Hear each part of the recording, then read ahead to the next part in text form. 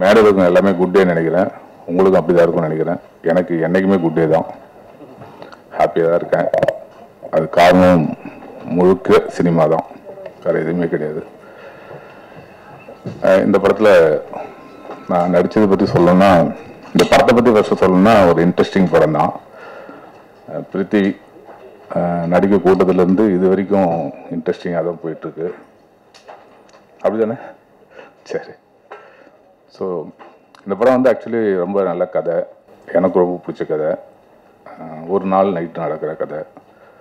இன்ட்ரெஸ்டிங்காக பண்ணிக்கிறாரு, சூப்பராக பண்ணிக்கிறாரு பிரித்திவி. படம் பார்த்தேன், எனக்கு புதிய பாதை மாதிரி தான் ஒரு ஃபீல் ஆச்சு. நல்லாயிருக்கும் இந்த படம். இந்த படத்துக்கு மேடையில் இருக்க எல்லாத்துக்கும் வணக்கம் மறுபடியும் சொல்கிறேன். ரொம்ப தேங்க்யூ. எல்லாருக்கும் மாலை வணக்கம்.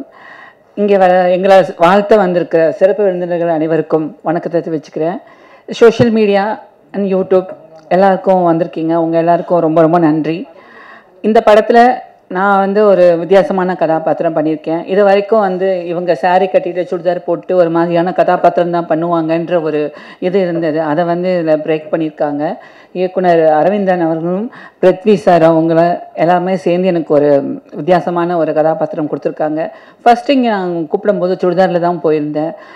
வேணான்னு சொல்லிடுவாங்களோ அப்படின்னு தான் ரொம்ப நான் நினச்சிட்டே இருந்தேன். அதுக்கப்புறம் சார் சொன்னாங்க சுடிதாரில் பார்க்கும்போது எப்படி இருக்குது, ஆனால் உங்களுக்கு ஒரு காஸ்டியூம் வர வச்சு போட்டு பார்க்கலாம் அப்படின்னு சொல்லிட்டு காஸ்டியூம் வர வச்சு ஒரு ட்ரையல் மாதிரி ஒரு காஸ்டியூம் கொடுத்து எனக்கு அங்கே ஒரு நாள் ட்ரையல் கொடுத்தாங்க. அப்போ வந்து நம்ம பிருத்வி சாரும் அரவிந்தன் அவர்களும் அப்புறமா நம்ம மைக்கேல் இவங்க எல்லாருமே சேர்ந்து எனக்கு வந்து ஒரு நாள் ரிஹர்சல் கொடுத்தாங்க. ரொம்ப நல்லா இருந்தது. ஷூட் போகிறப்போ எனக்கு ரொம்ப ரொம்ப சப்போர்ட்டாக இருந்தாங்க. எனக்கு புல்லட் ஓட்ட தெரியும்னு நான் போய் சொல்லிட்டேன் அவங்க கேட்கும்போது. அதுக்கப்புறம் ஷூட்டிங் போனதுக்கப்புறம் அங்கேயும் ஒரு நாள் எனக்கு ஓட்டுறதுக்கு ட்ரெயின் கொடுத்து ரொம்ப நல்லா பார்த்துக்கிட்டாங்க. ரொம்ப சந்தோஷமாக இருக்குது. கண்டிப்பாக உங்கள் எல்லாருக்கும் பிடிக்கும். இவ்வளோ நாள் பார்த்துட்டு இருந்த ஜீவாவை வந்து வித்தியாசமான கோணத்தில் பார்ப்பீங்க. இந்த மேடையை யூஸ் பண்ணிக்கிறோன்னு நான் நினைக்கிறேன். நிறைய பேர் இவங்க சாரியில் வராங்க, சுடிதாரில் வராங்க, வெஸ்டர்ன் கேரக்டர் பண்ண மாட்டாங்க, அந்த மாதிரி கேரக்டர் உங்களுக்கு சூட் ஆகாதுன்னு நீங்கள் நினைக்க வேணாம். சாரி எனக்கு ரொம்ப பிடிக்கும். என் பெண்மையை உணர்ந்தப்போ நான் முதல்ல உடுத்தின விட இந்த சேலை தான். அதனால் எங்கே போனாலும் இந்த சாரியில் தான் போவேன். ஒரு கதாபாத்திரம் கொடுத்து பாருங்கள், ப்ரூவ் பண்ணி காட்டுவோம். வாய்ப்புகள் கிடைச்சா தானே ப்ரூவ் பண்ண முடியும். இவங்க எனக்கு கொடுத்துருக்காங்க. அதுக்கு எல்லாருக்குமே நன்றி. எங்கள் குட் டே படத்தோட டீமுக்கு. ரெண்டாவது சிவகார்த்திகேயன் அண்ணா, சூப்பர் ஸ்டார் ரஜினிகாந்த் அவர்கள் எல்லாம் வந்து இப்போ வர படங்களெல்லாம் பார்த்து ஒரு சில விஷயம் சொல்லிகிட்டு இருக்கீங்க. எங்களுக்கு ரொம்ப சந்தோஷமாக இருக்குது.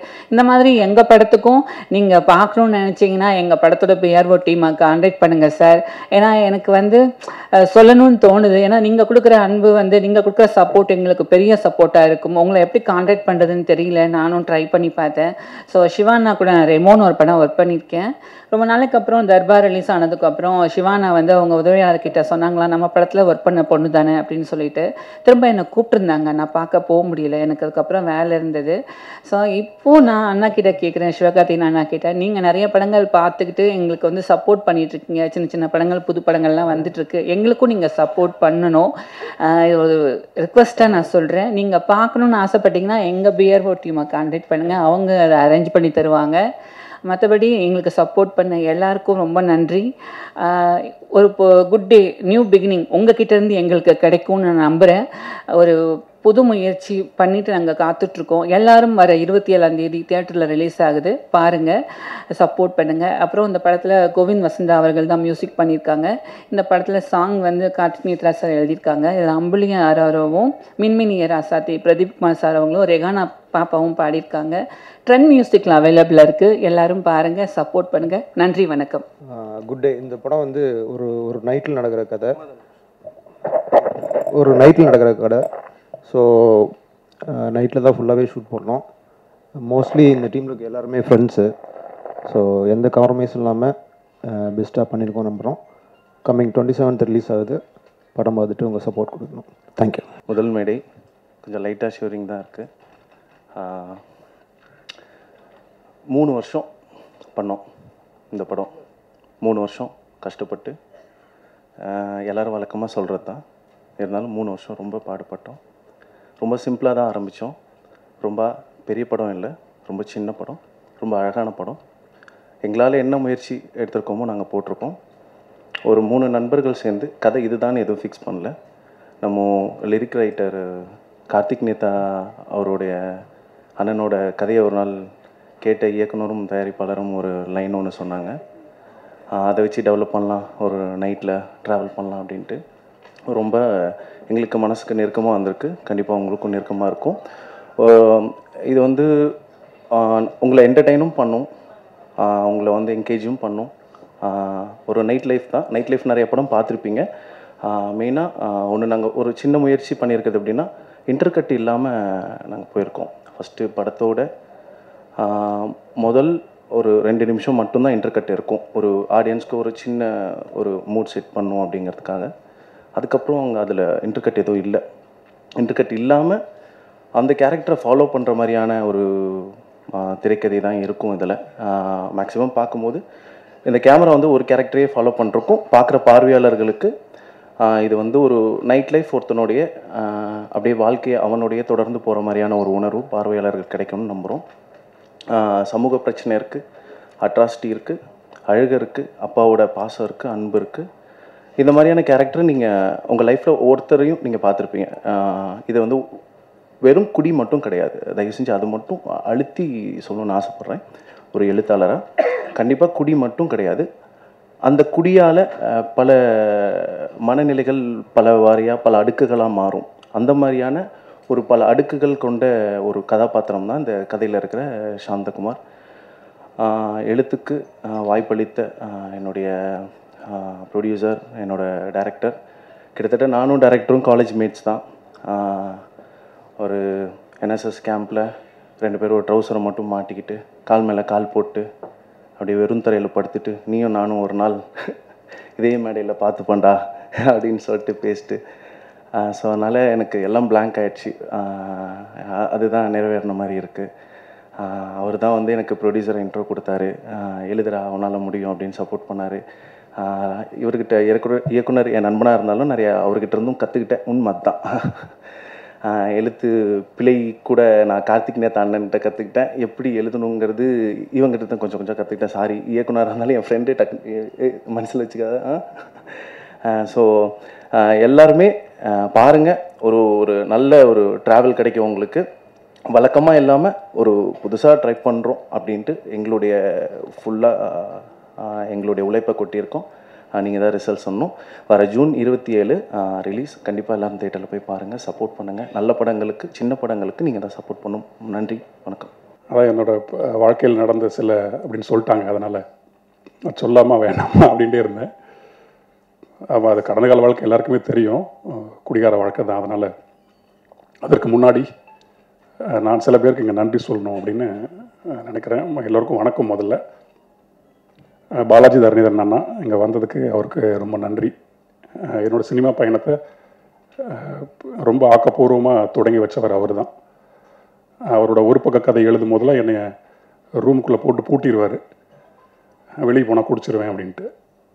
அப்படி தான், அப்படி பேரன்போடு எல்லாம் கட்டி கட்டி தூக்கிட்டு வந்த ஒரு ஆள் தான் நான் இங்கே. பிறகு நிறைய எல்லாருக்குமே எனக்கு தெரிஞ்சு வந்திருந்த அத்தனை பேருக்குமே, ராஜமுருகன் அண்ணாக்கு முக்கியமாக, ராஜமுருகன் அண்ணாவும் என்னுடைய சில பல ஆட்டங்கள்லாம் பார்த்தவர் தான். அதனால் இந்த படத்தை நீங்கள் பார்க்கும்போது அந்த ஆட்டம் ஏன் நடந்தது அப்படின்னு புரியும். கோவிந்த் வசந்தாக்கு இந்த நேரத்தில் நன்றி. கோவிந்தால் அங்கே வர முடியல, ஆக சிறந்த பாடல்கள் கொடுத்துருக்காப்புல. அதுவும் மின்மினிய ராசாத்தியும் அம்புலி ஆராரவும் வந்து உறுதியாக எல்லோரையும் தாளாட்டிகிட்டு இருக்குது. பிறகு எல்லோருக்குமே இந்த நேரத்தில் என்னுடைய நன்றி. இயக்குனர் பற்றியும் தயாரிப்பாளரை பற்றியும் நான் கடைசியாக பேசுகிறேன். அதுக்கு முன்னாடி நம்ம ரைட்டர் சொன்ன மாதிரி இந்த திரைப்படம் வெறும் குடியை மட்டும் பேசுவதில்லை அப்படின்னு சொன்னார் இல்லையா? ஆமாம், அதுதான் உண்மை. முன்ன எப்போ நான் வாசித்த ஒரு கட்டுரை, ஒரு உளவியல் கட்டுரை, அது வந்து வளர்ந்த நாடுகள் அப்படி அதை பற்றி சொல்லும் போது, வளர்ந்த நாடுகளினுடைய உளவியல் எப்படி இருக்குது அப்படின்னு அந்த கட்டுரை சொல்லுது. வளர்ந்த நாடுகளினுடைய உளவியல் வந்து ஸ்கூசோஃபீனிக் சொசைட்டியாக இருக்குது அப்படின்னு சொல்லுது அந்த கட்டுரை. ஸ்கீசோஃபீனிக் சொசைட்டின்னா ஒரு மனப்பிறழ்வுக்கு ஆளான சமூகமாக வளர்ந்த நாடுகள்லாம் இருக்குது. வளரும் நாடுகள் எல்லாமே ஒரு கில்ட் மேனிக் சொசைட்டியாக இருக்குது அப்படின்னு அந்த கட்டுரை வந்து ஆணித்தரமாக ரொம்ப ஆழமாக சொல்லி அதை விளக்குது. இந்த கில்ட் மேனிக் சொசைட்டி அப்படிங்கிறது வந்து ஒரு பக்கம் குற்ற உணர்வும் இருக்கும், இன்னொரு பக்கம் அச்சமும் இருக்கும். இது ரெண்டும் பின்னி பிணைந்த ஒரு சமூகமாக வளர்ந்து வரும் சமூகங்கள்லாம் இருக்குது அப்படின்ற அந்த ஆய்வு சொல்லுது. இந்தியா மாதிரி, நம்ம தமிழ்நாடு மாதிரி ஆன இந்த வளர்ந்து வந்து கொண்டு இருக்கின்ற சமூகமும் அதே மாதிரி ஒரு கில்ட் மேனியாக் சொசைட்டி தான். இப்படியான கில்ட் மேனியாக் சொசைட்டிக்குள்ள ஒருவன் எப்படி குடிகாரனாக மாறுறான் அப்படின்னு ஒன்று இருக்கு இல்லையா, அதற்கு நிறைய காரணங்கள் உண்டு, நிறைய காரணிகள் உண்டு. அப்படி ஒரு காரணத்தில் போய் வீழ்ந்தவன் தான் நானும். ஒரு 20 வருடம் போதைக்குள்ளேயே உழன்று மயக்கத்திலேயே எல்லாத்தையும் செஞ்சு அப்படி இருந்தவன் தான். அந்த கட்டுரையை வாசிக்கும் போது எனக்கு அவ்வளோ வியப்பாக இருந்தது. நமக்கும் இந்த மாதிரி நோய் தான் இருந்திருக்கு போல அப்படின்ட்டு. அப்படி இந்த குடிக்கான சமூக காரணிகள் நிறைய இருக்குது. முதல்ல சமூக கட்டமைப்பு ஒரு காரணமாக இருக்குது ஒருவன் குடிகாரனாக மாறுறதுக்கு. அதன் பிறகு இந்த பொருளாதார ஏக்கம்னு ஒன்று சொல்லுவோம். பொருளாதார ஏற்றத்தாழ்வுகள் இருக்கு இல்லையா, ஒரு பக்கம் பணம் போயிட்டே இருக்குது, ஒரு பக்கம் பணம் இல்லை, ஆனால் அதே உழைப்பு தான் போடப்படுது. ஆனால் வரலங்கும் போது கிடைக்கக்கூடிய அந்த ஏக்கம், அந்த ஏக்கத்தை வெளிப்படுத்த முடியாமல் செயல்படுத்த முடியாமல் இருக்கக்கூடிய அந்த ஆற்றாமை, அந்த இயலாமை, இது எல்லாமே டபால்னு தள்ளி கொண்டு போய் போதை பக்கம் விட்டுரும். இந்த பொருளாதார ஏக்கம் ஒன்று. பிறகு நாம் வாழக்கூடிய இந்த சமூகத்திற்குள்ளே, இந்த நவீன சமூகத்துக்குள்ளே அந்நியமாக நம்ம ஆயிடணும். ஏதாவது ஒரு வகையில் ஒரு ஏலியனேஷன் பண்ணப்படுறோம். அது ஒரு பெரிய காரணமாக இருக்குது ஒருவன் போதைக்குள்ளே ரொம்ப சுலபமாக போகிறதுக்கு. அதன் பிறகு அந்த தந்தையின் அந்த மேலாதிக்கம் ஒன்று இருக்கு இல்லையா, சின்ன குழந்தையிலிருந்து ஒரு தாயினுடைய மேலாதிக்கம் ஒரு குழந்தையை வளர்ந்த பிறகு ரொம்ப ஈஸியாக கொண்டு போய் குடிக்குள்ளே விட்டுரும். அதே மாதிரி தான் தாயினுடைய மேலாதிக்கமும் ரொம்ப டாமினேட் பண்ணிக்கிட்டே இருக்கும் போது இல்லையா, அந்த குழந்தை சின்ன வயசில் தெரியாமல் இருந்தாலும் ஒரு கட்டத்துக்கு மேலே போதைக்குள்ளே போய் ரொம்ப ஈஸியாக விழுந்துருது. அப்படி வீழ்த்தப்பட்டவன் தான் நானும் ஒருத்தன். இப்படி நிறைய காரணங்கள் இருக்குது. அகக்காரணங்களாக நிறைய இருக்குது. இப்போ நான் சொன்னதெல்லாம் புறக்காரணங்களாக இருக்குது. புறக்காரணங்கள் இன்னும் நிறையா இருக்குது. நம்முடைய அந்த மத மேலாதிக்கம், சாதிய படிநிலைகள், இந்த ஒடுக்கப்படுதல், புறக்கணிக்கப்படுதல், இப்படி ஊறுப்பட்ட காரணம் இருக்குது ஒருத்தர் குடிகாரன் ஆகிறதுக்கு. சும்மா ஏதோ குடிச்சிட்டான் அப்படி இல்லை. குடிங்கிறது தப்பாக இருந்தாலுமே அதற்கு பின்னால் இவ்வளோ பேருடைய பங்கு இருக்குது ஒரு தனி மனிதன் குடிகாரன் ஆகிறதுக்கு. அகக்காரணங்களாக நிறைய இருக்குது. தனிமை உணர்வுங்கிறது ஒன்று. உலகம் முழுக்க இன்னைக்கு இருக்கக்கூடிய இந்த கான்டெம்பரரி வேர்ல்டில் நம்ம சொல்லக்கூடிய இந்த போஸ்ட் மாடர்ன் யுகத்தில் சலிப்புணர்வு, போர்டம் நம்ம சொல்கிறோம் இல்லையா, அது இன்றைக்கி பெருகிட்டு இருக்கு. இன்றைக்கி எல்லாருமே நம்ம போதை நோக்கி ஓடிக்கிட்டு இருக்கிறதுக்கு மிகப்பெரிய காரணம் இந்த சலிப்புணர்வை எதிர்கொள்ள முடியாமல் இருக்கிறது தான். அப்படிங்கிறது இன்றைக்கி ஆய்வுகள்லாம் சொல்லும் போது காலகாலமாக இதுதான் இருந்துகிட்டு இருக்கு போல். இப்படி ஏதோ ஒரு காரணம் இருந்தால் ஒருத்தர் குடிக்குள்ளே தள்ளிக்கிட்டே இருக்குது. இது ஒன்று. அதே மாதிரியான தனிமை உணர்வு ஒன்று. அப்புறம் வேக்கம் உணர்வுன்னு ஒன்று இருக்குது. அந்த வெறுமை உணர்வு அது காலகாலமாக இருக்குது, இந்த காலத்தில் ரொம்ப அதிகமாக இருக்குது. அன்னோன் வேக்கம்னு சொல்லுவாங்க அதை. ஏன் அப்படி திடீர்னு ஒருத்தர் குடிக்க போயிடுவான், நல்லா தான் இருப்பான், திடீர்னு போதைக்குள்ளே போயிடுவான், ஏன்னு காரணம் கேட்டால் அவனுக்கும் தெரியாது. அச்சம் ஒரு காரணம். இப்படி இன்னமும் இருக்குது. குற்ற உணர்வு ஒரு பெரிய காரணம். அதே மாதிரி காமத்திற்கு சரியான வடிகால் கிடைக்க முடியாமல் பித்து பிடிச்சு போய் அது தப்புன்னு உணர்ந்து அந்த படபடப்போடையே ஒருத்தர் குடிக்குள்ளே போனவளாக இருக்கான். இப்படி குடிக்கான காரணங்கள் நிறைய இருக்குது. அப்படி இந்த மாதிரியான ஊறுபட்ட குடிகாரன் ஆவதற்கான காரணங்கள் இருக்கு இல்லையா, இந்த குட் டே திரைப்படத்தில் வரக்கூடிய இந்த சாந்தகுமாருக்கு சில காரணங்கள் இருக்குது. அவன் ஏன் குடிக்கிறான் அப்படிங்கிறதுக்கு ஆணித்தரமான உளவியல் காரணங்கள் எனக்கு தெரிஞ்சு ஒரு 3 இருக்குது. எனக்கு தெரிஞ்சு நம்ம எல்லாத்துக்குமே அது உணர முடியும். இந்த முதலாளித்துவம் ஏற்படுத்தக்கூடிய தனிமை உணர்வு, அந்நியமயமாக்கல் ரொம்ப ஆழமாக இந்த படத்தில் வெளிப்பட்டிருக்கு. இன்னொன்று, இந்த நவீன சமூகம் ஏற்படுத்தக்கூடிய இருத்தலியல் சிக்கல் இருக்கு இல்லையா, அதன் விளைவாக ஒருத்தனுக்குள் இருக்கக்கூடிய இயலாமை, ஆற்றாமை, அதை இந்த படம் ரொம்ப தெளிவாக உணர்வுபூர்வமாக ஆகச்சிறந்த கதை வழியாக ரொம்ப இயல்பாக கடத்தி கொண்டு போயிட்டே இருக்குது. நான் படத்தை பார்த்துட்டு எனக்கு ரொம்ப வியப்பாக தான் இருந்தது.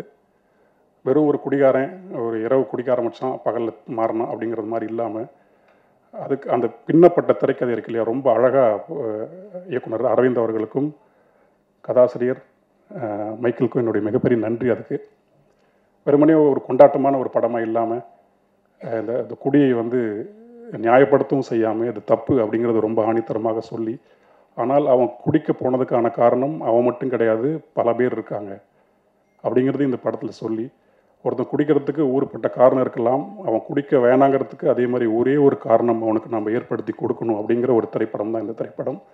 எனக்கு அப்படி நிறைய பேர் ஏற்படுத்தி கொடுத்து தான் ஒரு 20-25 வருஷ குடி போதையிலிருந்து நான் வெளியே வர முடிஞ்சது. இந்த திரைப்படம் அப்படி குடிக்கிற என்னுடைய தமிழ் மக்கள், என்னுடைய அண்ணன்கள், என்னுடைய தம்பிகள், என்னுடைய அக்காமார்கள், என்னுடைய தங்கச்சிமார்கள், இவங்க அத்தனை பேருக்குமே இந்த படம் கை கொடுத்து வா, எதுக்குமே தீர்வு குடி இல்லை, நம்ம முன்னோக்கி போவோம் அப்படின்னு ரொம்ப அரவணைப்பாக மயிலழகா தடவி கொடுக்கக்கூடிய ஒரு திரைப்படமாக உறுதியாக இருக்கும். இந்த படத்தை நீங்கள் அத்தனை பேருமே பார்க்கணும். அரவிந்தோட உழைப்பு சாதாரண உழைப்பு கிடையாது. இந்த படத்தில் வெறுமனே ஒரு படம் அப்படிங்கிற மாதிரி இல்லாமல் அப்படியே லைட்டாக ஜஸ்ட் லைக் தட் ஆரம்பித்தது தான். பிருத்திவிக்கும் அரவிந்த் உட்காந்து ஒரு நாள் இரவு பேசிக்கிட்டு இருக்கும்போது இப்படி ஒன்று பண்ணலாமா அப்படின்னு அவங்களுக்குள்ள ஒரு விதை வந்து அவங்க 2 பேரும் எனக்கு அழைச்சி, நாம் தான் அப்போ ஒரு சிலபஸ் மாதிரி இருந்தோம். குடி அப்படின்னா கார்த்திக் நேத்தை கூப்பிட்டுடலாமே அப்படின்ற மாதிரி அவ்வளோ கேவலமாக தான் ஒரு வாழ்க்கை வாழ்ந்துக்கிட்டு இருந்தோம். ஆமாம், அப்புறம் நாங்களும் போய் உட்காந்து பேச ஒரு 2 மணி நேரம் 3 மணி நேரம் பேசுனதெல்லாம் ஒரு ரெக்கார்டரில் பண்ணி, அதன் பிறகு சில ஒரு திரைக்கதைக்கு தேவையானதெல்லாம் சில இருக்கு இல்லையா, மக்கள்கிட்ட காமிக்கும் போது வெறுமனே அந்த ராவா அதை கொடுக்க முடியாது. அவங்களும் சீன்ஸ்லாம் நிறைய ஆட் பண்ணி இது ஒரு கதை கோர்வையாக கொண்டு வந்து இங்கே பாட்டு வைக்கலாம் அங்கே பாட்டு வைக்கலாம் அப்படின்ட்டு அந்த முக்கியமாக அந்த மின்மினிய ராசாத்தி பாட்டும் அம்புலி ஆர்ஆர்ஓ பாட்டும் வந்து கரெக்டான இடத்துல படத்துக்குள்ளே இருக்கும். உறுதியாக நமக்கு சின்ன நிகழ்வு ஒன்று ஏற்படும் மனசுக்குள்ளே. ஆமாம், அது நான் உறுதியாக சொல்கிறேன். ஒரு சினிமா ரசிகனா, பாடலை எப்போதும் ரசித்து கொண்டே இருக்க ஒரு கவிஞனா அந்த 2 பாட்டும் நிச்சயமாக எல்லாத்தையும் தாளாட்டும் அப்படின்னு நான் நம்புகிறேன். இந்த படத்தில் வேலை செஞ்ச அத்தனை பேருக்குமே என்னுடைய மனப்பூர்வமான நன்றி. ஏன்னா அந்த நண்பர் சொன்ன மாதிரி ஒரு 3 வருடம் படம் நடக்கும் அப்படி தான் இருந்தது. அதெல்லாம் மீறி இந்த படம் பார்க்கும்போது மனசுக்கு ரொம்ப நிறைவாக இருக்குது. இந்த மாதிரியான நிறைய படங்கள் பண்ணணும் அப்படின்னு எங்களுக்கு தோணுது. இன்னும் பெரிய கதை இது ஒரு நாள் இரவு நடக்கிறதுனால அந்த இரவுக்குள்ளே என்னென்ன அமைக்க முடியுமோ அது மட்டும்தான் இருக்குது. இந்த படம் வெற்றி அடைந்து பொருளாதார ரீதியாக தயாரிப்பாளர் நல்ல என்ன வளம் அடைஞ்சாருன்னா இன்னும் 2 பார்ட் இருக்குது இதோடது. அவன் ஏன் குடிகாரன் ஆனா அப்படிங்கிறது ஒன்று இருக்குது. குடியை விடுவதற்காக அவன் எடுத்த முயற்சிகள்லாம் என்ன அப்படிங்கிறது ஒரு பார்ட்டாக வரணும்னு விருப்பப்படுறோம். அது இதோட வெற்றி தான் தீர்மானிக்கும். அதனால் அத்தனை பேருக்குமே ரொம்ப நன்றி. இந்த நேரத்தில் அந்த ட்ரைலர் கட்ஸ் பண்ணியிருந்தாங்க, சூப்பராக பண்ணியிருந்தாங்க, ரொம்ப அழகாக. அந்த லியோன் அண்ட் டார்வின் அவங்க 2 பேருக்குமே மியூசிக் போட்டிருந்தாங்க. அவங்க ட்ரைலருக்கு டீசருக்கெல்லாம் ரொம்ப புது சவுண்டாக இருந்தது. லியோன் அண்ட் டார்வினுக்கும் என்னுடைய மனப்பூர்வமான வாழ்த்துக்கள், நன்றி. ராஜமுருகண்ணா இந்த மேடையில் வந்து எங்களுக்காக இருந்து இதை நிறைய முன்னெடுத்து கொடுத்தவர் அவர் தான். இது இப்படிலாம் போகலாம் அப்படிலாம் போகலான்னு ஒரு வழிகாட்டியாக இருந்து முன்னெடுத்து கொடுத்தவர். எனக்கு இந்த நேரத்தில் தம்பியாக மனப்பூர்வமான நன்றி. இப்போதைக்கு இதுதான் போகுதுன்னு நினைக்கிறேன். ரொம்ப நன்றி. இந்த படத்தில் ஒர்க் பண்ண எல்லா டெக்னீஷியனுக்கும் ஃபஸ்ட்டு என்னுடைய தேங்க்ஸ். அப்புறம் நோட் ஆஃப் தேங்க்ஸ் அப்படின்னா ஏன்னா அவங்களால தான் இதெல்லாம் முடிஞ்சுது. பிருத்விராஜ், கார்த்தி அண்ணா, மதன் குணதேவண்ணா, தென் பூர்ணா, முக்கியமாக எங்கள் கோவிந்த் வசந்தா, இவங்களால தான் அது சாத்தியமாச்சு. அப்புறம் நன்றி. குட் டே டீமுக்கு என்னோடய வாழ்த்துக்கள். நான் படம் பார்த்துட்டேன். நான் ஆக்சுவலி நான் சொல்லணும்னு நினச்சதை கார்த்திக் நேத்தா ரொம்ப அருமையாக சொல்லிட்டார்.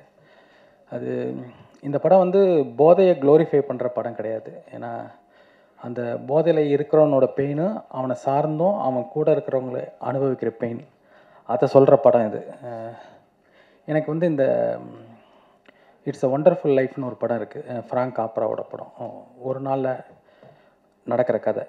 ஒருத்தன் வாழ்க்கையோட ரொம்ப அதோட கீழே வரைக்கும் பார்த்துட்டான். அதுக்கப்புறம் அவனுக்கு வாழறதுக்கான தேவையே இல்லை. அவன் என்னெல்லாம் பண்ணுவான், அப்படி ஒரு சூழல். அந்த மாதிரி ஒரு மூடில் இந்த படம் இருந்தது. ரொம்ப சூப்பராக இருந்தது படம். எனக்கு பார்த்துட்டு ரொம்ப பிடிச்சிது. மற்றபடி இந்த படத்தில் நான் எதுவும் சம்மந்தப்படலை. ஆனால் படம் பார்த்துட்டு ரொம்ப பிடிச்சிட்டு எதானா சொல்லுங்கள் பிருத்திவி, நான் வரேன் அப்படி சொல்லியிருந்தேன். ரொம்ப அருமையான படம். ரொம்ப நல்லா பண்ணியிருந்தாங்க அந்த டீம். பர்ஃபார்மன்ஸ், டைரக்ஷன், ஸ்கிரிப்ட் எல்லாமே ரொம்ப நல்லா இருக்குது. குறிப்பாக மியூசிக், கார்த்திக் நேத்தா லிரிக்ஸு. எனக்கு கார்த்திக் நேத்தா சொன்ன மாதிரி இந்த மின்மினிய ராசாத்தி சாங் பார்த்துட்டு இருக்கும் போதே கொஞ்சம் நெகிழ்வாக தான் இருந்தது. அருமையான படம். எப்பயும் நல்ல படங்கள் ஓடுன்ற நம்பிக்கை எனக்கு இருக்குது. இந்த படமும் கண்டிப்பாக ஓடும். எல்லாருக்கும் வணக்கம். ஒரு நாள் வந்து கேஜி அசோக்னு ஒரு அண்ணா ஒருத்தர் இருக்கார். அவர் எனக்கு ஃபோன் பண்ணி இந்த மாதிரி ஒரு படம் இருக்குது குட்டின்னு, சில பேர் புதுசாக சில பேர் சேர்ந்து எடுத்துருக்கிற படம், அதை கொஞ்சம் பாரு, அதுக்கு ஏதாவது சப்போர்ட் பண்ணு அப்படின்னாரு. பொதுவாக இந்த மாதிரியான விஷயங்கள் வரும்போது நம்ம சப்போர்ட் பண்ணுறது பண்ணல அப்படிங்கிறதெல்லாம் தாண்டி அந்த கண்டென்ட் தான் ரொம்ப முக்கியம். அந்த மாதிரி நிறைய படத்துக்கு நம்ம போகிறோம், சம்பிரதாயத்துக்கு சப்போர்ட் பண்ணுறதுக்காக 2 வார்த்தைகள் பேசுவோம். சில படங்கள் வந்து கண்டிப்பாக நம்ம பேசியே ஆகணும் அப்படிங்கிற விஷயத்தை வந்து நமக்கு உருவாக்கும். இந்த படம் வந்து அப்படி 2வது வகை. அந்த படத்தை பார்த்த உடனே இதுக்கு சப்போர்ட் பண்ணுறது நம்முடைய தார்மீக கடமை அப்படின்னு என்னை உணர வைத்த ஒரு படம் குட் டே. ஜி நாகராஜனுடைய ஒரு சிறுகதையை படித்த மாதிரி, வைக்கம் பஷீருடைய அந்த உலகத்துக்குள்ளே போயிட்டு வந்த மாதிரி ஒரு உணர்வை வந்து இந்த படம் கொடுத்துச்சு. கார்த்திக் நேத்தா சொன்னது மாதிரி இந்த படம் வந்து பாலாஜி சொன்ன மாதிரி குடியை குளோரிஃபை பண்ணுற படம் இல்லை. அந்த குடிக்கான காரணத்தை ஒரு சமூகம் எப்படி உருவாக்குது அப்படிங்கிறத பற்றி பேசுகிற படம். கார்த்திக் நேத்தா அளவுக்கு இல்லைனாலும் அதில் ஒரு கால்வாசி அட்ராசிட்டிகளை நானும் பண்ண ஆள் தான். அந்த காலகட்டங்கள் நான் இப்போது குடியை விட்டு 10 வருடங்களுக்கு மேலே ஆயிடுச்சு. குடித்து கொண்டிருந்த காலகட்டத்தில் இன்றைக்கி நான் யோசித்து பார்த்தா ரொம்ப ஆச்சரியமாக இருந்துக்கு. விஜய் மல்லையாவுடைய ஒரு 4 மணி நேர போட்காஸ்ட்டை பார்த்துட்டு நான் குடிக்காமல் இருக்கேன் இன்றைக்கி.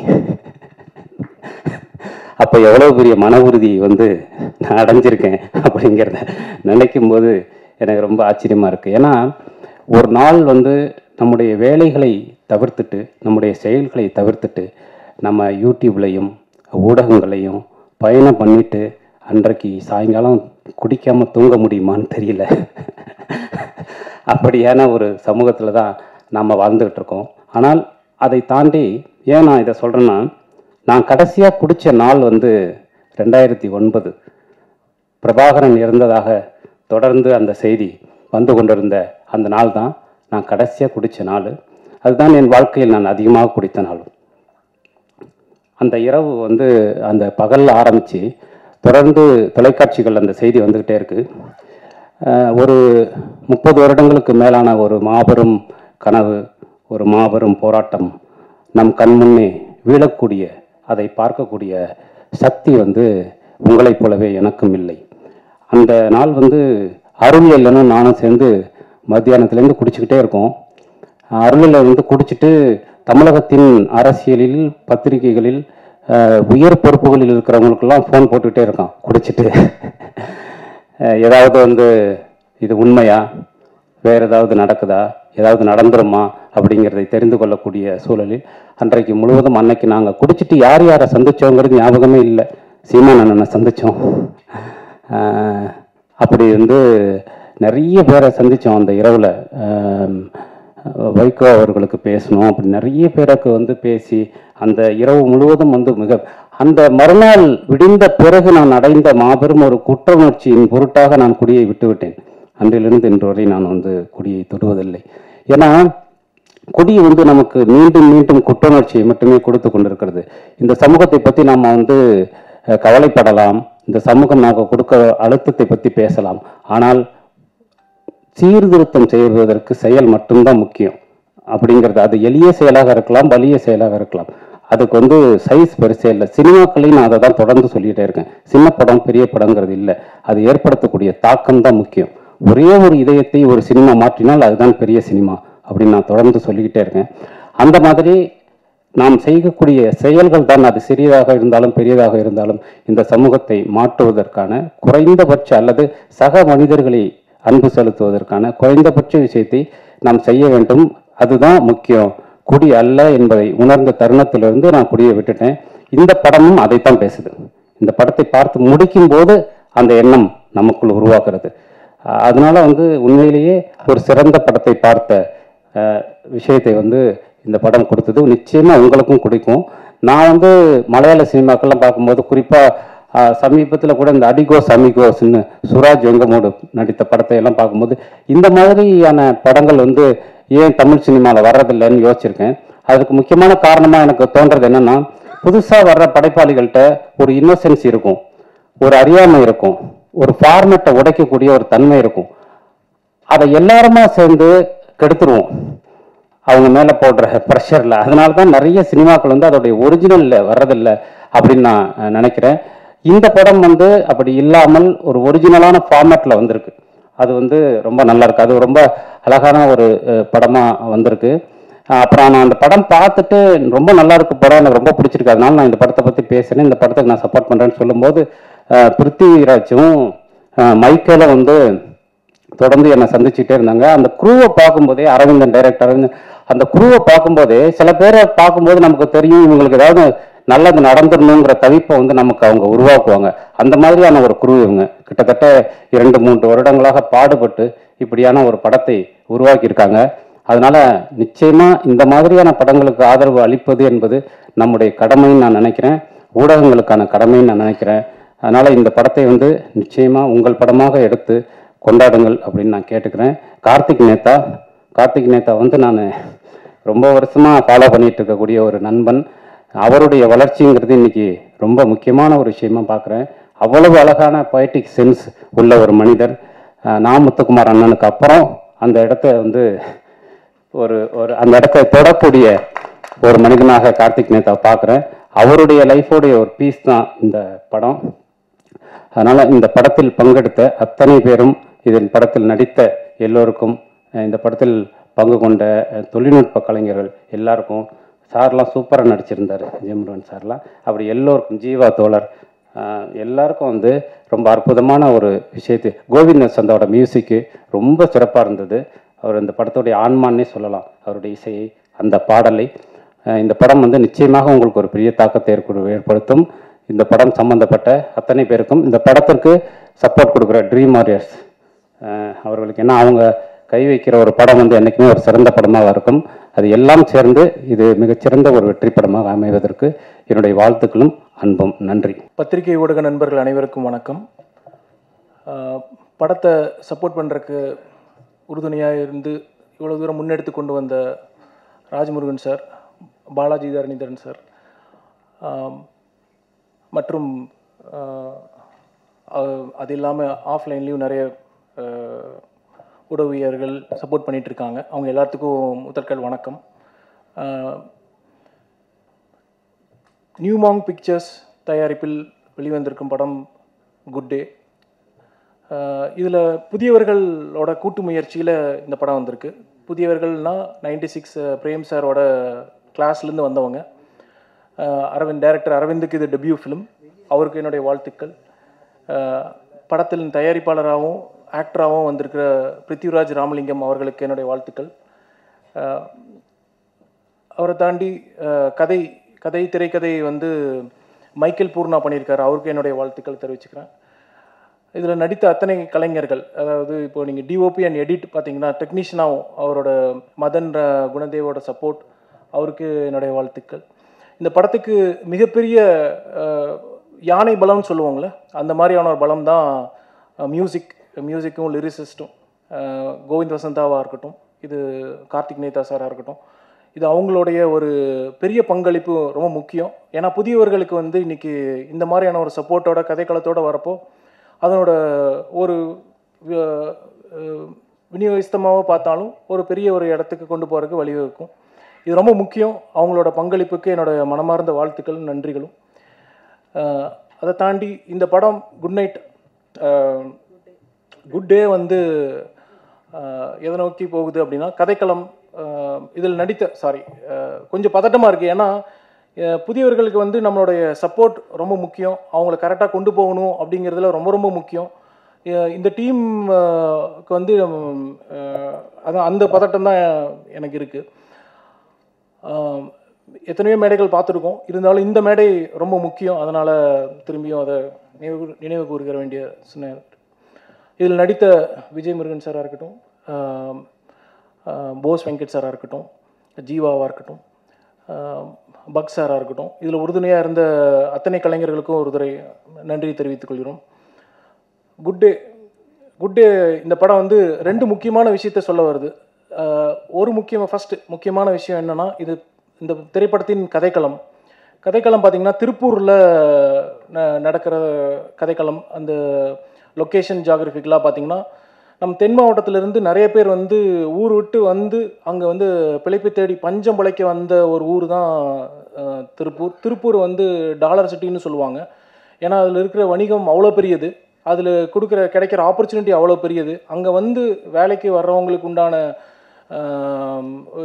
எதிர்பார்ப்புகள் என்னென்னா, அட்லீஸ்ட் நம்ம வாழ்க்கை தரத்தை ஒரு தடவை நம்ம மேலே ஏற்றிக்க முடியாதா அப்படிங்கிற ஒரு நம்பிக்கையில் வர்ற ஊர் தான் திருப்பூர். அந்த மாதிரி திருப்பூரில் வர்றாங்கன்னா அவங்களுக்கு பல காரணங்கள் இருக்கும், பல சுச்சுவேஷன்கள் இருக்கும். எந்த மாதிரியான மன அழுத்தத்தை கொடுக்கும் அப்படின்னா, அவங்க ஊரை விட்டு வருவாங்க. அவங்க உற்றார் உறவினர், பெற்றோர், சகோதரர் சகோதரிகள், நண்பர்கள் அனைவரையும் விட்டு வந்து அந்த ஊருக்கு வந்து ஒர்க்குக்காக வருவாங்க. திருப்பூரில் நான் படிச்சிருக்கேன். என்னோடய வாழ்க்கையும் இளம் வயது வாழ்க்கை திருப்பூரில் இருந்துங்காட்டிக்கு அதனோட ரொம்ப க்ளோஸாக பார்க்குறேன். அங்கே நிறைய பேர் வருவாங்க. கிட்டத்தட்ட 6 லட்சம் மக்கள் தமிழ்நாட்டுக்குள்ளேயே 6 லட்சம் மக்கள் குடிபெயர்ந்து திருப்பூருக்கு வந்திருப்பாங்க மினிமம். இவ்வளோ பேர்த்துக்கு வந்து அந்த மன அழுத்தத்தில் இருக்கிறவங்களுக்கு வந்து பல விஷயங்கள் கோத்ரூவாகும். அந்த மன அழுத்தத்தில் என்னென்னா, சிலர் ஃபேமிலி விட்டு வரப்போ அவங்க ஃபேமிலி ஊரில் இருப்பாங்க, அவங்கள விட்டு பிரிஞ்சு வந்து இருப்பாங்க. அந்த மாதிரியான மன அழுத்தத்துக்கு வந்து சில தேடுதல் இருக்கும். ஒன் ஆஃப் த தேடுதல் வந்து இந்த ஒரு குடி பழக்கமாக இருக்கலாம். அந்த மாதிரியான ஒரு சித்தரிக்கப்பட்ட கதை தான் இந்த கதை. இந்த படத்தில் சொல்ல வந்த முதல் முக்கியமான கருத்து வந்து நீங்கள் ட்ரெய்லர்லேயே கவனிச்சிருப்பீங்க. அவர் வந்து எதை தேடி போகிறாருன்னு பார்த்தீங்கன்னா, எனக்கு வாழ்க்கை வந்து எனக்கு வேணுங்கிற பயணத்தை நான் அடைஞ்சிட்டேன், நான் இதுக்கு மேலே வந்து தற்கொலை முயற்சி பண்ணிக்கலாம் அப்படிங்கிறதுலேருந்து தான் ஸ்டார்ட் ஆகுது. இந்த மன அழுத்தமே முக்கியமான காரணம் இதில் இருக்கிற அந்த சூசைடல் தாட்ஸ் தான். சூசைடல் தாட்ஸுக்கு வந்து மனநல மருத்துவர் திருநாவுக்கரசு அவர்களை ரெஃபரன்ஸாக சொல்கிறேன். அவர் குறிப்பிடும் சில முக்கியமான 3 காரணங்கள் ஏன் இந்த படத்துக்கு இது ரொம்ப ரெலவெண்ட், எவ்வளோ டீப்பாக இந்த கதையை எழுதியிருக்காங்க அப்படிங்கிறதுக்காக அந்த ரெஃபரன்ஸ் நான் கொண்டு வரேன். ஃபஸ்ட்டு இதில் ஒரு டைலாக் ஆக்சுவலாக இன்ட்ரெஸ்டிங்காக இருக்கும். அதாவது, எனக்கு இந்த உலகம் வந்து தேவையில்லை அப்படிங்கிறது ஒரு விஷயம். எனக்கு இன்னொன்று வந்து இந்த உலகம் என்னை வந்து நிராகரிக்குது அப்படிங்கிறது 2வது காரணம். 3வது காரணம் வந்து ஒருவேளை இந்த உலகத்துட்டு நம்ம போனோம்னா அதுக்கு உண்டான நன்மைகள் இந்த உலகத்துக்கு கிடைக்கும் அப்படிங்கிற 3 முக்கியமான காரணங்கள் தான் தற்கொலை முயற்சிக்கு தூண்டுதல் அப்படின்னு சொல்கிறாங்க. தற்கொலை முயற்சி வந்து it's not accident, it's a very pre plan, premeditated, properly executed ஆன ஒரு விஷயம். ஸோ இப்படி ஆன ஒரு கதைக்களம் தான் இந்த படம். இதில் இப்படி ஒரு பிளேஸ்மெண்ட் பண்ணியிருக்காங்க. இதில் அவருடைய குடிப்பழக்கத்தை வந்து கொண்டு வந்து வச்சுருக்காங்க. அது எப்படி ஒரு காம்பினேஷனாக, இது ஒரு டெட்லி காம்பினேஷன். இதுக்கு கிளியராக ஒரு முடிவு இருக்குது. அதுதான் இந்த படத்தோட ஸ்டார்டிங்கே அங்கிருந்து தான் ஸ்டார்ட் ஆகுது. ஸோ இப்படி ஒரு காம்பினேஷனில் வர படத்துக்கு கண்டிப்பாக ஒரு முடிவு, அது எந்த ஒரு தனி மனிதராக இருந்தாலும் அதுக்கு ஒரு முடிவு இருக்குங்கிறது தான் இதனோட பேசிக்கான அந்த ஸ்டோரி ஸ்ட்ரக்சரிங். அவ்வளோ டெப்த்தாக இந்த வடிவமைச்சிருக்காங்க. மிகப்பெரிய நன்றிகள். இதுக்கு லிரிக்ஸாக இருந்து மட்டும் இல்லாமல் அடிஷ்னல் டயலாக்ஸுக்கு உறுதுணையாக இருந்த கார்த்திக் நேதா சாருக்கு சிறப்பு நன்றிகள் நான் தெரிவிக்கணும்னு நினைக்கிறேன். பூர்ணாக்கு இந்த ஒரு டெப்த் ரைட்டிங்க்கு வந்து நன்றிகள் தெரிவிக்கணும்னு நினைக்கிறேன். ஏன்னா இது வந்து நியூ டெபியூ டீம்லேருந்து வரப்போ இந்த ஒரு இது வந்து குவார்க்கி ஜானரே வந்து ரொம்ப புதுமையானது. இது குவார்க்கி ஜானர் வந்து கொண்டு வந்து சொல்கிறதுக்கு ராஜமுருகன் சார் சொன்ன மாதிரி ஒரு தைரியம் வேணும், இதில் நடிக்கிறதுக்கு ஒரு தைரியம் வேணும். இதில் நடித்த ஒரு நம்ம பிருத்திவிராஜ் சார் வந்து அவ்வளோ டெப்த்தாக அந்த கேரக்டராகவே வாழ்ந்திருப்பார். நீங்கள் உங்களோட ஸ்க்ரீன் ஹோல்டிங் வந்து ஒன் ஆஃப் த இப்போ ரீசெண்ட் டைம்ஸில் நாங்கள் பார்த்த திரைப்படங்களில் டெபியூ ஆக்டராக இவ்வளோ பர்ஃபார்மன்ஸ் ஓரியன்டாக அவர் கொடுக்க முடிஞ்சதுக்கு மிகப்பெரிய நன்றிகள் அண்ட் வாழ்த்துக்கள். இந்த தமிழ் சினிமா கண்டிப்பாக உங்களை அங்கீகரிக்கும் சார். உங்களோட ஆக்டிங்க்கு டெஃபினட்டாக ஒரு பிளேஸ் இருக்குது. இதுக்கு நாங்கள் மட்டும் இல்லை, பத்திரிகை ஊடக நண்பர்கள் எல்லாருமே கை கொடுத்து உங்களை கூட்டிகிட்டு போடுவோம். உங்களுக்கு first of all warm welcome sir for such a brilliant acting. Vijay சாரோட ஆக்டிங்கும் அதில் பிரில்லியண்ட்டாக இருக்கும். நீங்கள் ஜீவாவோட ஆக்டிங்கும் ஒரு போலீஸ் கேரக்டராக இருந்து பண்ணுவாங்க. பைக் ஓட்டுற மாதிரியான காட்சிகளெல்லாம் நீங்கள் பார்த்துருப்பீங்க. ஸோ இதனோட 2வது காரணம் நான் சொல்லணும்னு நினச்சேன். இந்த படத்தை குட் டேவோட 2வது காரணம் என்னென்னா, இப்போ நம்ம ஃப்ரெண்ட்ஸில் வந்து ஒரு 10 நண்பர்கள் இருக்காங்கன்னா கண்டிப்பாக ஒரு நண்பர் இந்த மாதிரி இருப்பாங்க. பிருத்திவிராஜ் மாதிரியான இந்த கேரக்டரில் இருக்கிற நண்பர்கள் கண்டிப்பாக நம்ம கூட இருப்பாங்க.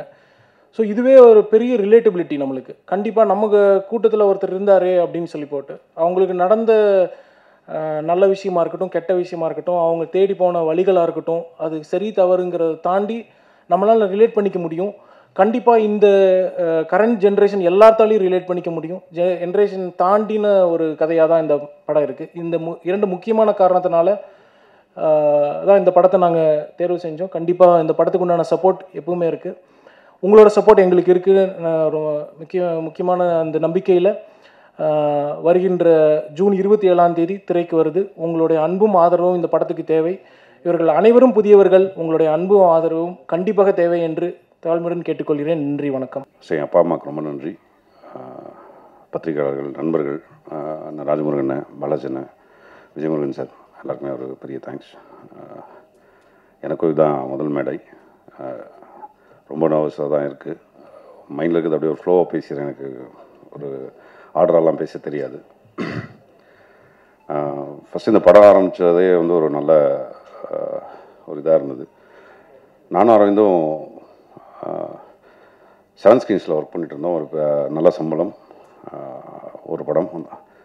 திடீர்னு ஒரு நாள் இல்லை இந்த படம் நடக்கலை அப்படின்ட்டாங்க. கையில் ஒரு 1000 ரூபா இருந்தது. அந்த மாதம் சம்பளம் வருமா என்னன்னு தெரியாது. அந்த 1000 ரூபா வச்சுட்டு என்ன பண்ணலாம் அப்படின்னு பேசிட்டு இருந்தோம். அரவிந்த் வந்து படம் பண்ணலாம் ஏன்னாரு. இவன் ஏன்னா லூஸா, 1000 ரூபா தான் இருக்குது, அடுத்த மாதத்துக்கு ஏதாவது நல்ல டேரக்டர் எப்படியாவது இந்த ப்ரொஃபைல் வச்சு காமிச்சு சேர்ந்துருவோம் அப்படின்னும் போது சரி வழக்கம் போல் பேசிட்டு படுத்து தூங்கிட்டோம். காலையில் எழுந்திரிச்சு வழக்கம் போல் ஞாபகம் இருக்காது என்ன பேசணுன்னு. சரி, ஆனால் அதுக்கப்புறம் வந்து ஒரு லைன் ஒன்று பேசிட்டு இருக்கும்போது அரவிந்துக்கு வந்து எப்படியாவது படம் பண்ணிடணும் அப்படின்ட்டு, இல்லையா நீ கொஞ்சம் யோசிச்சு பாரு, படம் பண்ணிடலாம். நான் சினிமாவுக்கு வந்து நடிக்கணும்னு தான் வந்தேன், தெரியாமல் அசிஸ்டன்ட் ரைட்டு, கோடக்டர் ரைட்டு. அரவிந்துக்கு வந்து ப்ராப்பராக டேரக்டர் ஆகணும். சரி, அரவிந்த் வந்து எப்படியாவது நீ பண்ணிவிடுவோம் அப்படின்னு சொல்லி ஆரம்பித்த படம் தான். அப்படிதான் இந்த படம் ஸ்டார்ட் ஆச்சு. கையில் காசுலாம் கிடையாது. ஒருத்தருடையே அப்படியே நானும் அரவிந்த் நல்லா பேசுவோம். போயிட்டு பேசி உட்காந்து ஒரு 2 லட்ச ரூபா ஃபஸ்ட்டு ஒருத்தர் ஏமாற்றி வாங்கணும். அதுக்கப்புறம் அவர் எங்களை நம்பினார். அப்புறம் இவரை காமிச்சு இன்னொருத்தர்கிட்ட ஒரு 5 லட்ச ரூபா வாங்கணும். அப்புறம் கொஞ்சம் கொஞ்சமாக எடுத்து அதை காமிச்சு பணம் இருக்குன்னு தான் பணம் வாங்கணும். அப்படி தான் இந்த படம் ரெடியாச்சு. ப்ரொடியூசர்னால் வழக்கமான பணம் எடுத்துகிட்டு வந்து நான் ப்ரொடியூஸ் பண்ணலை.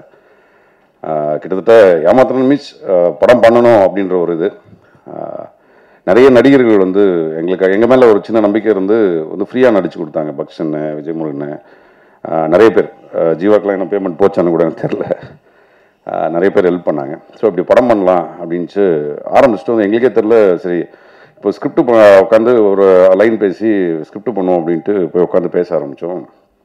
சரி, குடிகாரனை பற்றி என்ன ஸ்கிரிப்ட் ஆச்சு, என்ன பண்ணலாம் அப்படின்னும் போது டக்குன்னு பேப்பர் எடுத்து பெஸ்ட்டு குடிகாரர்கள்லாம் எழுதினேன் யார் யார் இருக்காங்கன்னு. அதில் ஃபஸ்ட்டு வந்து அண்ணன் கார்த்திக் நேத்தா தான் என் நண்பன். அவர் பேர் தான் வந்துச்சு. சரி, உடனே ஃபோனை போட்டோம் அங்கேருந்து, இப்படி ஒரு படம் பண்ணோம் அப்படின்ட்டு. அதை சொல்ல மாதிரி தான் ஒரு சிலபஸ். அவர் நீங்கள் பார்த்த கார்த்திக் நேத்தா வேறு, நான் பார்த்த கார்த்திக் நேத்தா வேறு. பிரபா வைன் ஷாப்பில் வந்து ஃபஸ்ட் டைம் கார்த்திக் நேத்தா வந்து அவர் எனக்கு ஒரு அப்பப்போ ஒரு அறிவுரைலாம் சொல்லுவார். அவர் எதுக்கு குடிக்கிறோன்னா இந்த உலகத்தை யாரா காப்பாற்றணும், நம்ம தான் காப்பாற்றணும். அதனால் காலையில் ஒரு கட்டிங் போட்டால் தான் அடுத்தடுத்த டேக் ஆஃப் ஆகும் அப்படின்ட்டு. நான் வேறு மாதிரி கார்த்திக் நேத்தாவை பார்த்துருக்கேன். நான் பயந்த கார்த்திக் நேத்தாலாம் இருக்குது. சட்டையை கழட்டிட்டு ஹெல்மெட்டை வந்துட்டு மாட்டு பஸ் ஏறிடுவார். எங்கே போகிறீங்கன்னு கேட்டால் உலகத்தை காப்பாற்றணும், நிறைய ஒர்க் இருக்குது. இப்படி பல சம்பவங்கள் இருக்குது கார்த்திக் நேத்தாது. சரி, உடனே கார்த்திக் ஃபோன் அடித்தோடனே சரி வழக்கம் போல் பண்ணிவிடுவோம் அப்படின்ட்டு ஒரு 2 மாதம் வாழ்க்கையில் நடந்த எல்லா விஷயங்களும் கிட்டத்தட்ட ஒரு 40-50 மணி நேரம் ஃபுட்டேஜே இருக்குது. அவர் பேசினார். அப்போயே கான்ஃபிடென்ட் ஆகிடுச்சு இந்த படம் கன்ஃபார்ம் ஹிட்டு. ஏன்னா அவ்வளோ விஷயங்கள் அவர் வாழ்க்கையில் பேசி அதை அதுக்கப்புறம் ஃபைன் டியூன் பண்ணி அதை ஒரு ஸ்க்ரீன் பிளே ஆர்டரில். அதே மாதிரி அரவிந்த் வந்து எப்பவுமே ஒன்று சொல்லுவார், நான் கண்டிப்பாக வந்து படம் பண்ணுவேன் பிருத்வி, ஒரு ஆர்ட் படமாக பண்ணிடவே கூடாது, என்னோடய படம் வந்து என்கேஜ் பண்ணணும், என்டர்டெயின் பண்ணணும். ஸோ அது கரெக்டாக பண்ணியிருக்காரு. நான் ஒரு கமர்ஷியல் டேரக்டர் ஆகிறதுக்கு தான் வந்திருக்கேங்க அப்படின்னு சொல்லிட்டு அதை நான் அப்போ சரி ஏதோ ஒன்று பேசுகிறாப்புல ஓகே அப்படின்ட்டு. சரி, இந்த படத்தில் நீ நடிச்சு ஃபர்ஸ்ட் ஆஃப் ஆல் அரவிந்த் நான் ஒரு பெரிய தேங்க் பண்ணோம். ஏன்னா ஏதோ ஒரு டேரக்டர்கிட்ட நம்ம கதாநாயகனாக தெரிஞ்சிருக்கோம்ல. ஸோ அதுக்கு வந்து எனக்கு நடிக்கிறதுக்கு ஹீரோ ஆக்குன அரவிந்துக்கு வந்து நான் காலத்துக்கும் வந்து நன்றி கடன் பட்டிருக்கேன். தேங்க்யூ அரவிந்த். சரி, இப்போ நம்மளை ஓகே ஹீரோன்ட்டார், இது பணத்தை கொஞ்சம் ரெடி பண்ணிடலாம் அப்படின்ட்டு ரெடி பண்ண ஆரம்பிச்சது தான். ஆனால் அரவிந்த் வந்து திடீர்னு ஒரு நாள் ட்விஸ்ட் வச்சிட்டாரு, பிருத்வி எனக்கு ஒரு நாள் நடிச்சு காமிங்க, நீங்கள் நடிச்சு காமிச்சிங்கன்னா தான் இந்த படத்தில் ஹீரோ, இல்லைன்னா கிடையாதுங்க, அது ஃப்ரெண்ட்ஸாக இருந்தாலும் பரவாயில்ல. OMC கிரவுண்டு கூப்பிட்டு போயிட்டாப்புல. சரி, அதுக்கு முந்தின நாள் வேறு நல்லா கவனிச்சிக்கிறார் அரவிந்த், காலையில் ஏதாவது சொல்கிற போகிறான் வேணாம் அப்படின்ட்டு. அப்படின்ட்டு அப்புறம் காலைல போய் ஒரு டெஸ்ட் வச்சாப்புல ரொம்ப நேரம் உட்காந்து யோசிச்சுட்டு நடிச்சிருவோம் போல இருக்கியா நடிச்சிரு அப்படின்னு தான் நான் நடிகன் நான். ஸோ நடிகன் ஆக்குனது வந்து அரவிந்த் தான். இப்படி தான் இந்த படம் டேக் ஆஃப் ஆச்சு. இதில் நான் பர்சனலாக வந்து இந்த படம் பல கஷ்டங்கள் தாண்டி வந்துச்சு. நான் நிறைய பேருக்கு தேங்க் பண்ணோம். அதில் ஃபஸ்ட்டு இந்த படம் உருவானதுக்கு மிகப்பெரிய ஒரு காரணம் வந்து டிஐஜி ரவி சார், கோஸ்ட் கார்டோட டிஐஜியாக இருக்கார். அவர் எங்களுக்கு ஒரு மிகப்பெரிய சப்போர்ட். தீபக் ராஜு அவரும் எங்களுக்கு மிகப்பெரிய சப்போர்ட். அதை தாண்டி நிறைய நண்பர்கள், இவங்க எல்லாத்துனால தான் இந்த நிறைய பேர் மறந்துருப்பேன், ஃப்ளோவில் வரல. இவங்க எல்லாருமே தான் ஒரு மிகப்பெரிய சப்போர்ட் இந்த படம் உருவானதுக்கு. அப்புறம் வந்து படம் ஒரு கட்டத்தில் பாண்டி குமரன் எனக்கு வந்து ஒரு பெரிய தேங்க்ஸ் சொல்லிக்கிறேன் அப்படின்னா. ஏன்னா ஒரு 2 லட்ச ரூபா எடுத்துகிட்டு ஷூட்டிங் போயிட்டோம் 19 நாள் ஷெடியூலுக்கு. காசு இல்லை, அங்கே போயிட்டு ஏன்னா ஓரமாக வானேன்னு கூப்பிட்டு போயிட்டு ஆனால் மன்னிச்சு 2 லட்ச ரூபா எடுத்துகிட்டு வந்திருக்கோம், எப்படியா அந்த படத்தை முடிச்சு கொடுத்துருங்க அப்படின்ட்டு கடைசியில் அவர் தான் முடிச்சு கொடுத்தாரு. செக்லீஃப்லாம் வாங்கி வச்சுக்கிட்டாரு. அது கொடுத்தாரா இல்லையான்னு தெரியல, ஒரு நம்பிக்கை இருக்காதுல்ல. பட் 19 நாள் ஷூட் பண்ணிட்டோம், எங்களுக்கு எந்த ஒரு குறவும் இல்லாமல் அந்த இடத்த எங்கள் மேலே நம்பிக்கை வச்சு சரி ஏதோ கொடுத்துருவீங்க, போய் நிறைய பேர் ஏமாற்றிட்டு போயிருக்காங்க, நீங்களாவது கொடுத்துருங்கடான்னு சொல்லி தான் அனுப்பிச்சி விட்டாரு. அந்த பணத்தை கொடுத்துட்டேன். ஸோ ரொம்ப தேங்க்ஸ். நான் அந்த படம் முடிஞ்சதுக்கு நீங்களும் ஒரு மிகப்பெரிய காரணம். அப்படி தான் இந்த படம் உருவாச்சு. ஒரு கட்டத்தில் பாண்டிச்சேரியில் ஷூட்டிங் நிறுத்திட்டாங்க, யூனியன் பேட்டா எல்லாம் போல அப்படின்னு சொல்லிட்டு. ஒரு 10 மணி 11 மணி இருக்கும். அந்த டைமில் படம் என்னடா அது ரொம்ப ரொம்ப ஃப்ரஸ்ட்ரேஷனாக அழுகலாம் வந்துருச்சு, படம் நிறுத்திட்டாங்களே அப்படின்ட்டு. நிறுத்திட்டாங்க மீன்ஸ் பேட்டா கொடுக்கல. அப்போது லைட்மேன் மயில் அண்ணன், ஒரு நம்ம மேனேஜர் விஜயகுமார் அண்ணன், சேகர், இவங்க எல்லாருமே பேசி இல்லை இது நடக்கும் அப்படின்னு சொல்லி எல்லாருமே அன்றைக்கி ஷூட்டிங் வந்தாங்க. அதுக்கப்புறமா வந்து தான் நான் பேட்டா கொடுத்தேன். அன்றைக்கி அவங்க எங்கேயாவது யூனியனில் இருக்கவங்க இந்த படத்தை நிறுத்தியிருந்தாங்கன்னா இந்த டீம் இங்கே உட்காந்துருக்காது. ஸோ அவங்களுக்கு நான் வந்து ஒரு பெரிய தேங்க்ஸ் சொல்லிக்கிறேன்.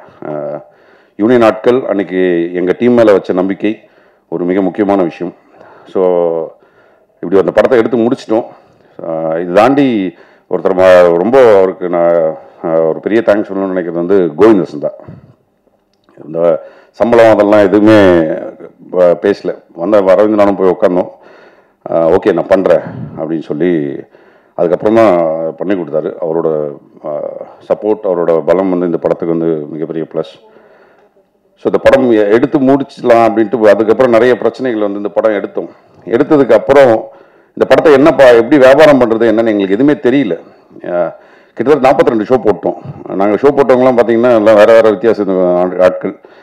பெருசாக ஒருத்தர் ரீச் பண்ண முடியல, எங்களுக்கு தெரியல எப்படி ரீச் பண்ணுறதுன்னு.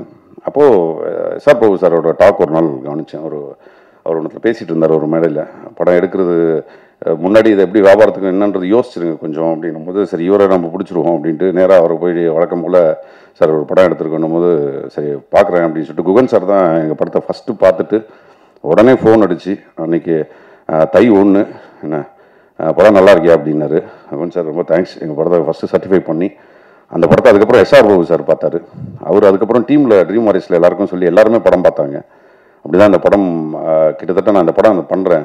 எஸ்ஆர் பிரபு சார் இந்த படத்தை பார்த்துட்டு அன்றைக்கி சொன்ன வார்த்தை வந்து இன்றைக்கி போய் நிம்மதியாக தூங்குங்க, ஒரு 10 நாள் தூங்கி இருக்க மாட்டேங்க ரொம்ப நாளாக, தூங்குங்க இந்த படம் தேட்டருக்கு வரும் அப்படின்னாரு. எஸ்ஆர் பிரபு சாருக்கு ஒரு தேங்க்ஸ் சொல்லிக்கிறேன். இந்த படம் அதே மாதிரி 27ஆம் தேதி தேட்டருக்கு வரப்போது ரொம்ப சந்தோஷமாக இருக்குது.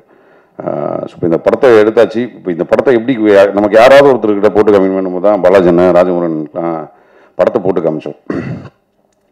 பாலாஜனாட்டும் ராஜமோகனாட்டும் ஒரு நம்பிக்கை கொடுத்தாங்க. ஃபஸ்ட்டு பாலாஜனா வந்து அவரோட ஒரு நைட்டு ஒரு 12 மணிக்கு இந்த படத்தை பார்த்துட்டு சொன்னார், பற்றி எதை பற்றியும் பயப்படாத, நடுவில் கொஞ்சம் பக்கத்துக்கான எடுத்து போய் இப்படி தான் நின்றேன், கண்டிப்பாக அந்த படம் ஸ்க்ரீனுக்கு வந்துடும், பிகாஸ் ஒரு நல்ல படம் எடுத்திருக்கீங்க, அது கண்டிப்பாக உன்னை ரெவென்யூவாகவே காப்பாற்றிடுவேன் அந்த படம் அப்படின்னும் போது மனசுக்கு ஃபஸ்ட் டைம் ஒரு தைரியம் வந்துச்சு, ஓகே வந்துடுவோம் அப்படின்ட்டு. ராஜமுருகனை படம் பார்த்துட்டு வந்து எனக்கு பெரிய அறிமுகம் கிடையாது ராஜமுருகனை. அவர் சொன்ன ஒரே வார்த்தை, இந்த படத்துக்கு நான் என்ன பண்ணணும்னு சொல்லு, என்னால் முடிஞ்சது நான் பண்ணுறேன் அப்படின்னு சொல்லிட்டு இன்றைக்கி வரைக்கும் அவரை போட்டு ரொம்ப டார்ச்சர் பண்ணிட்டோம். டெய்லியும் காலைனா எடுத்து ஒரு ஃபோன் அடிச்சிடுவோம், ஆனால் ஏதாவது ஒரு உதவி பண்ணுங்கன்னு. அப்படி எல்லா உதவிகளும் பண்ணி இன்றைக்கி வந்து உட்காந்து இந்த படத்தை வெளியே வந்துடணுன்றது அவ்வளோ இன்ட்ரெஸ்ட் எடுத்து இந்த பண்ண 2 பேருக்குமே ரொம்ப தேங்க்ஸ்ண்ணே. வேறு யாரை ட்ரெண்ட் மியூசிக் ஜிதேஷ் சின்ன படங்களை வந்து உள்ளே விடுறதில்ல, மியூசிக்கல் கம்பெனிக்குள்ளே படம் எடுத்துருக்கேன்னா அப்படியே அனுப்பிச்சிடுறாங்க. அப்படி இருக்கும்போது ட்ரெண்ட் மியூசிக் ஜிதேஷ் வந்து அறிமுகமாகி படம் பார்த்து ரொம்ப பிடிச்சி போய் தெரில நீங்கள் நம்ப மாட்டீங்களா, சின்ன படத்துக்கு வந்து ஒரு நல்ல மியூசிக்கல் அமௌண்ட் வந்து எங்களுக்கு பே பண்ணியிருக்காங்க அமௌண்ட் செல்வமில். அது வந்து ஜிதேஷ் மூலியமாக தான் நடந்துச்சு. அது தேங்க் ஜிதேஷ். அப்புறம் தெரியல பதட்டத்தில் வேறு யார் மதனண்ணே, லவ் யூ மதனண்ணே. ஏன்னா மதனண்ணனோட உழைப்பு வந்து பார்ப்பீங்க கண்டிப்பாக. ஒரு முக்கியமான கேமராமேனாக இருப்பார் ஃப்யூச்சரில். அவரோட உழைப்பு டே நைட்டாக எந்த ஒரு இதுவும் எதிர்பார்க்காம, அவர் வந்து பூவெயிலோட எடிட்டர் பேசிக்கலாக. இந்த படம் கேமராமேனாக ஃபஸ்ட் பண்ணியிருக்காரு. ஸோ கேமராமேனாக அவர் தான், எடிட்டர் அவர் தான், டிஏ அவர் தான் பண்ணியிருக்காரு. ரொம்ப அவரோட சப்போர்ட் வந்து எங்களுக்கு அப்படி இருந்துச்சு.